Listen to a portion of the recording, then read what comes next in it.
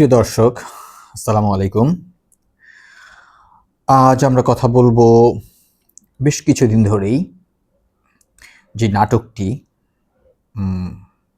প্রায় সব শ্রেণীর, সব বয়সের মানুষের মাঝে বেশ অনেক দিন পরে ব্যাপকভাবে সাড়া ফেলে গেল।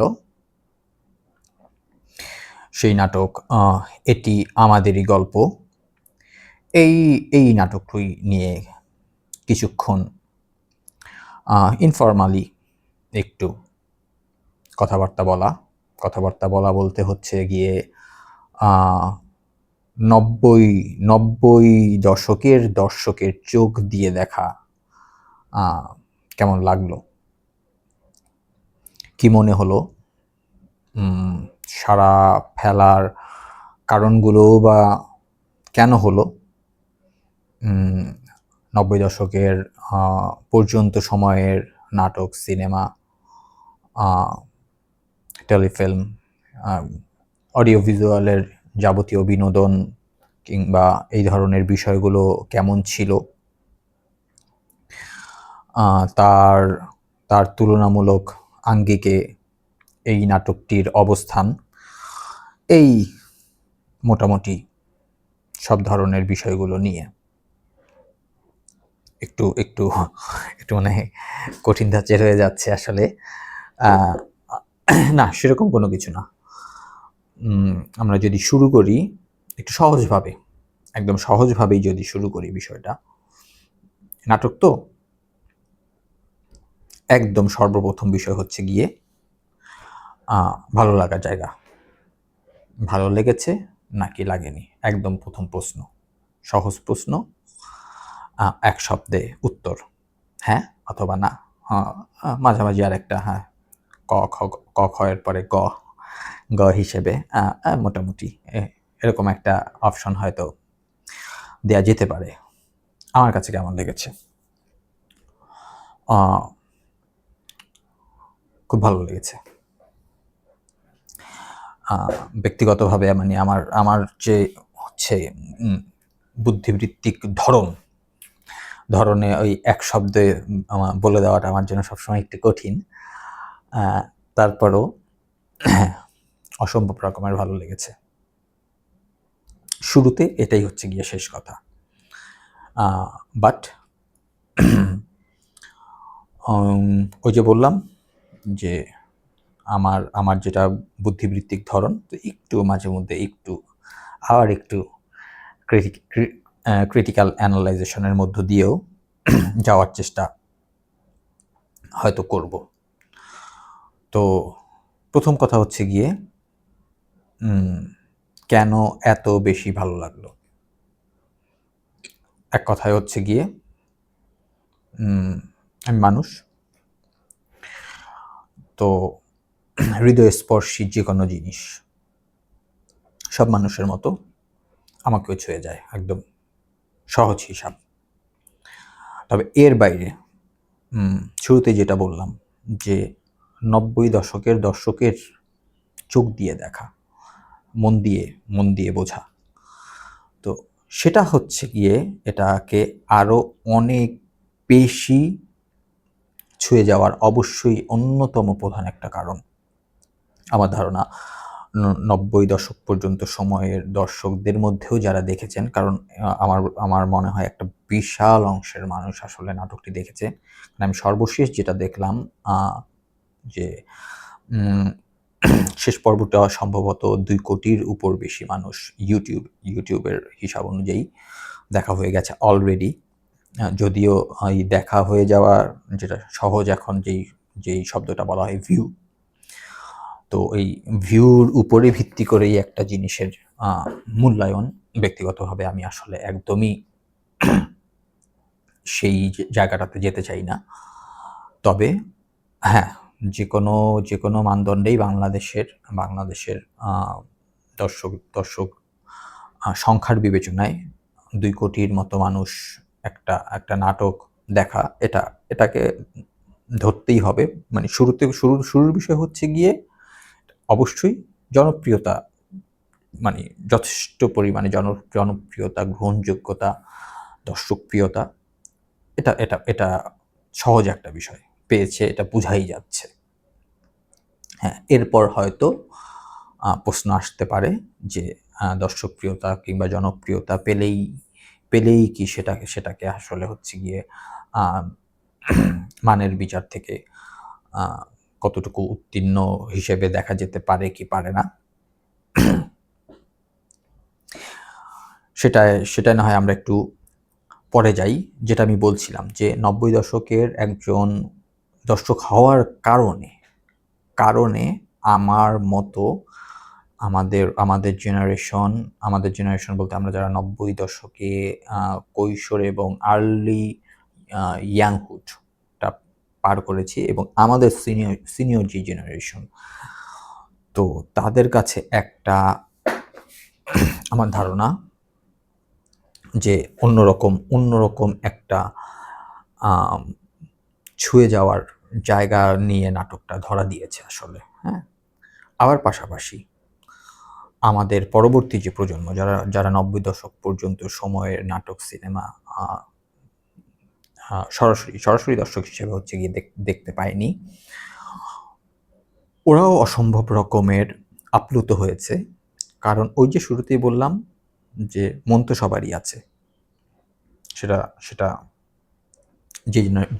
যেই জেনারেশনেরই হোক না কেন, এবং একটা মানে পরিশুদ্ধ হৃদয় ছুঁয়ে যাওয়ার যেই বিষয়টা, এটা জেনারেশন যাই হোক না কেন, বয়স যাই হোক না কেন, এটা শেষ পর্যন্ত সবাইকেই একই রকমভাবেই হচ্ছে গিয়ে স্পর্শ করে। তো নাটকের শুরুতে আমরা যেটা দেখলাম সেটা হচ্ছে গিয়ে আমার যতদূর মনে পড়ে অভিনেত্রী কেয়া পায়েলের বাসার দৃশ্য থেকে নাটকটি শুরু হয়, যেখানে আমরা দেখি যে উনি তার ছোট ভাইকে বলছে যে তোমার বাবাকে বলো, কিংবা এ ধরনের কোনো একটা বিষয়। তো তখন আবার ছোট ভাই তাকে প্রতি উত্তর দিচ্ছে যে আমার বাবা তোমার কে হয়। তো যাই হোক, পরবর্তীতে আমরা দেখতে পাই যে এখানে কেয়া পায়েলের যিনি বাবা, তিনি হচ্ছেন গিয়ে কেয়া পায়েলের এখানে সৎ বাবা। এবং শুরুর দিকে পরিচালক আমাদেরকে যেভাবে দেখিয়েছে, তাতে খুব বেশি যে দুজনের মধ্যে গুড আন্ডারস্ট্যান্ডিংয়ের একটা রিলেশন, কিংবা সেরকম খুব ভালো বোঝাপড়া, আবেগগত জায়গাতেও খুব কাছাকাছি একটা অবস্থান, সেরকম কোনো কিছু আসলে শুরুতে পরিচালক আমাদেরকে দেখাননি, কিংবা চিত্রনাট্যকার সেভাবে লেখেননি। এখানে একদম এই শুরুর জায়গাতে এই একটা রিলেশনের জায়গা থেকেই যদি, যে সৎ বাবা এবং মেয়ে, এই জায়গা থেকেই যদি জিনিসটাকে একটু বিশ্লেষণ করে দেখা যায় যে এটা তো ফিকশন, তার মানে হচ্ছে গিয়ে চিত্রনাট্যকারের হাতে এখানে পূর্ণ স্বাধীনতা থাকে। এবং এক্ষেত্রে অনেক সময় পার্শ্ববর্তী দেশ, বিশেষ করে ভারতের সিরিয়ালগুলোতে আমরা যেভাবে দেখি যে যদি চরিত্রটি হয় একদিকে সৎ বাবা এবং সেখানে আরেকটি চরিত্র হচ্ছে গিয়ে তার সৎ মেয়ে, তাহলে পরে এখানে এই কিছুটা হচ্ছে গিয়ে দ্বান্দ্বিক সম্পর্ক, আবার এই নাটকেও শুরুতে হচ্ছে গিয়ে দ্বান্দ্বিক সম্পর্ক দিয়েই শুরু হয়েছে। তো চাইলেই চিত্রনাট্যকার কিংবা পরিচালক এটাকেই আরও অনেক বেশি হচ্ছে গিয়ে আর্টিফিশিয়ালি বিভিন্ন আরোপিত জিনিসের মধ্য দিয়ে খুবই হচ্ছে গিয়ে একটা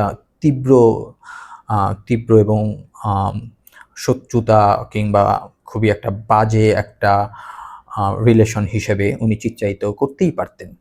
সেখানে হচ্ছে গিয়ে হয়তো কিছু বাড়তি আর্টিফিশিয়াল ক্লাইম্যাক্স যোগ হতো, বাড়তি সাসপেন্স যোগ হতো, কিন্তু আমি শুরুতেই যেটা যেটা বললাম যে মাঝে মাঝে মধ্যে আমি একটু চেষ্টা করব নাটকটার কিছু কিছু ক্রিটিক্যাল অ্যানালাইজেশনের জায়গাতে যাওয়ার জন্য। তো এই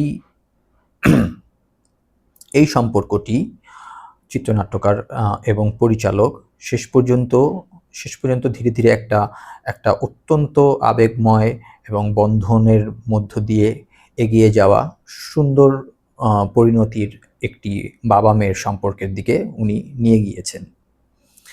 শুধুমাত্র এই সম্পর্কটি নয়, অনেকগুলো চরিত্র এখানে এসেছে। তাদের মধ্যে দ্বন্দ্বময় সম্পর্ক অনেকের সাথে অনেকের বারবার ঘটেছে। কিন্তু তারপরও চিত্রনাট্যকার এবং পরিচালক সম্পর্ক প্রত্যেকটি সম্পর্ককেই শেষ পর্যন্ত আমরা দেখেছি একটা সৌহার্দ্যের জায়গাতে শেষ করে আনার একটা প্রচেষ্টা। এ ধরনের প্রচেষ্টার মধ্য দিয়েই নাটকটি এগিয়েছে। তো আলাদাভাবে এই জিনিসটা বলার কারণ হচ্ছে গিয়ে যে, আর শুরুতেই যেটা বললাম যে ৯০ দশকের চোখ দিয়ে আলাদাভাবে এটা এটা ছুঁয়ে যাওয়ার কারণের জায়গাগুলো, একটা কারণ হচ্ছে গিয়ে ৯০ দশক পর্যন্ত আমরা দেখেছি, হ্যাঁ, পরিবার মানেই হচ্ছে গিয়ে অনেকগুলো মানুষের বসবাস। সেখানে টানাপোড়েন থাকে, সেখানে দ্বন্দ্ব থাকে, সেখানে অনেক সময় ভুল বোঝাবুঝি, ঝগড়াঝাটি, অনেক কিছুই হয়তো থাকে, মতের মিল অমিল, নীতির মিল অমিল, এরকম অনেক কিছুই থাকে। কিন্তু শক্ত শক্ত অসম্ভব রকমের শক্ত একটা বন্ধন, ভিত্তি এবং শিকড়ের মধ্য দিয়ে আমরা আসলে পরিবারগুলোকে দেখতে পেয়েছি ৯০ দশক সময় পর্যন্ত। এবং সেই সময়ে আমরা যেই নাটকগুলো, পরিবার ভিত্তিক যেই নাটকগুলো আমরা দেখতাম, সেখানেও শেষ পর্যন্ত আসলে শেষে গিয়ে সেই পরিবারের যে সেই অসম্ভব রকমের একেবারেই ন্যাচারাল যে বন্ধনের জায়গাটা, ভিত্তির জায়গাটা এবং শিকড়ের জায়গাটাই শেষ পর্যন্ত জয়ী হতো। সেটা রিয়েল পরিবারেও হতো এবং সে সময়কার নাটক, সিনেমা কিংবা এ ধরনের যাবতীয় ফিকশন, সেখানেও সেরকমই হতো। তো বারবার যেহেতু পাস্ট টেন্সে হতো বলছি, স্বাভাবিকভাবেই প্রশ্ন আসতে পারে, তাহলে বারবার পাস্ট টেন্সে বলার কারণটা কি আসলে? এখন তাহলে পরে কি নেই? অবশ্যই আছে। এখনো খুব সুন্দরভাবে আছে, ভালোভাবে আছে। ধারা পরম্পরার যেই বিষয়গুলো পরবর্তী প্রজন্মের মধ্যে খুব সহজাতভাবেই আসার কথা, সেগুলো আছে। সেটা যেমন সত্যি কথা, কিন্তু আবার একই সঙ্গে কিছুটা দুঃখজনক হলেও সত্যি যে প্রায় বিগত ২০-২৫ বছরে পারিবারিক বন্ধনের জায়গাগুলো পাশ্চাত্যের বিভিন্ন সাংস্কৃতিক প্রভাব, সেটা মিডিয়ার মাধ্যমে কিংবা অন্য বিভিন্ন মাধ্যমে, তাদের মূল্যবোধ, তাদের কালচার, এগুলোর প্রভাবের কারণে কিছুটা টানাপোড়েনগত জায়গাও তৈরি হয়েছে। এটা পুরোপুরি অস্বীকার করার কোনো কারণ নেই। কিন্তু আসার কথা এটাই যে এই নাটকটি সব দর্শক শ্রেণীর, বর্তমানের দর্শক শ্রেণীও, বর্তমান প্রজন্ম নাটকটিতে ভীষণভাবে কানেক্টেড হয়েছে, ভীষণভাবে তাদেরও হৃদয় ছুঁয়ে গিয়েছে। এটাই প্রমাণ করে যে এখনো আমাদের পারিবারিক সেই বন্ধনের জায়গাগুলো অনেক সুন্দরভাবেই আছে। এবং বর্তমান প্রজন্ম, আমরা অনেক সময় বলে ফেলি যে ওরা কিছুটা সম্ভবত পারিবারিক মূল্যবোধ হোক কিংবা আবেগগত জায়গা থেকে হোক, কিছুটা হয়তো একটু দূরে। কিন্তু আসলে ওদের ভিতরের জায়গাটা আমাদের জেনারেশন কিংবা আমাদের পূর্ববর্তী জেনারেশনের মতো একই জায়গাতেই আছে। কিন্তু এই কিছু পাশ্চাত্যের প্রভাবজনিত কারণে আসলে হয়তো মাঝে মধ্যে ওদের সেই জায়গাগুলো একটু ঢাকা পড়ে যাওয়ার, বাহ্যিকভাবে ঢাকা পড়ে যাওয়ার কিছু বিষয় হয়তো থাকতে পারে, কিন্তু ওদের ভেতরটাও এখনো সেই পারিবারিক ঐতিহ্য এবং বন্ধনের জায়গা থেকেই আসলে বারবার ফিরে আসে একই জায়গায় আসলে। এটা ভীষণভাবে আশা জাগানি একটা বিষয় আসলে।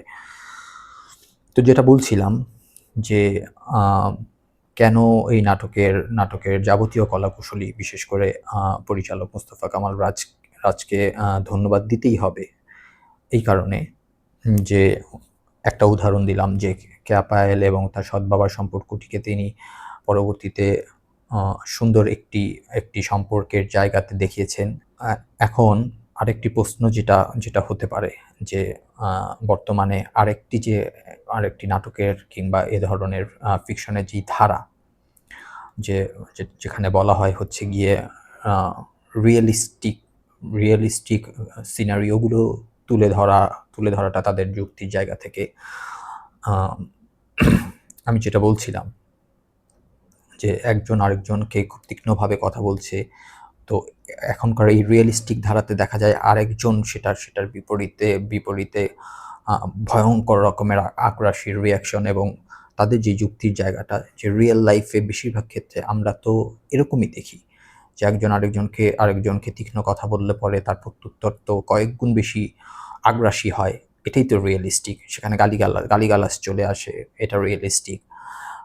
কিংবা আমি ডায়লগের জায়গার পরিবর্তে যদি আমি হচ্ছে গিয়ে নাটকের কাহিনীর জায়গাতেও বলি, সেখানেও যেই জিনিসগুলো বলা হয় যে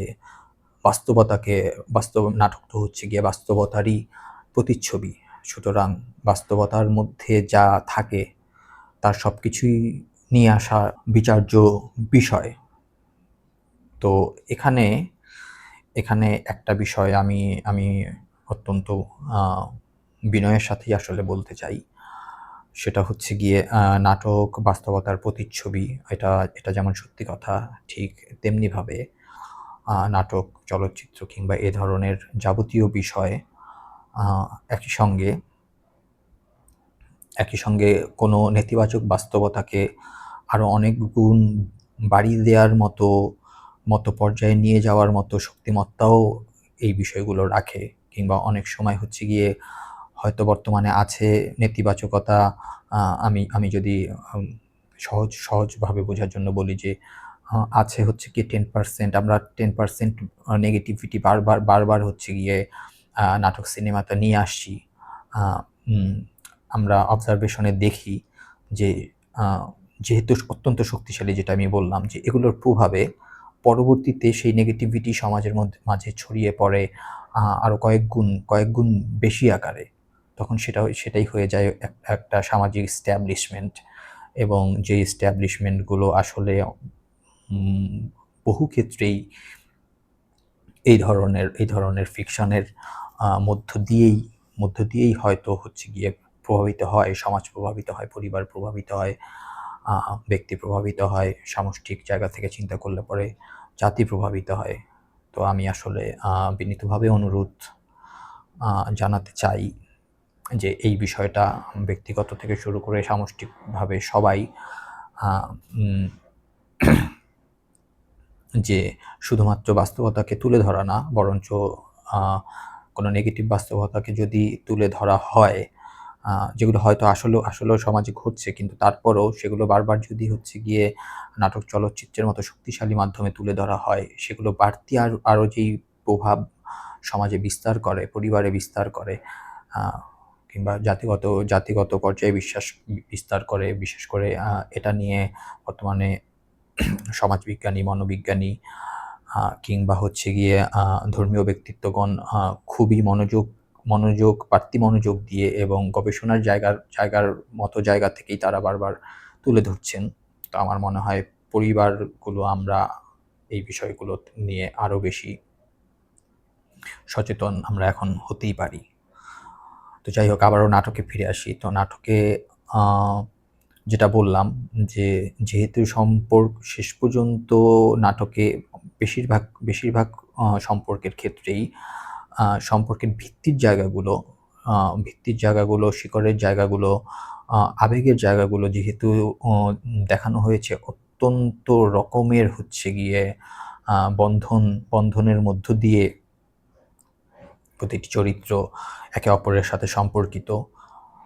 ফলত মাঝে মধ্যে যদি টানাপোড়েন কিছু হয়েও থাকে তাহলে পরে আবারও সেই সেই বন্ধনের মধ্য দিয়েই আবার ফিরে আসে। বারবার দেখা যায় চরিত্রগুলো একজন আরেকজনের কাছে সম্পর্কগুলো অধিকাংশ ক্ষেত্রেই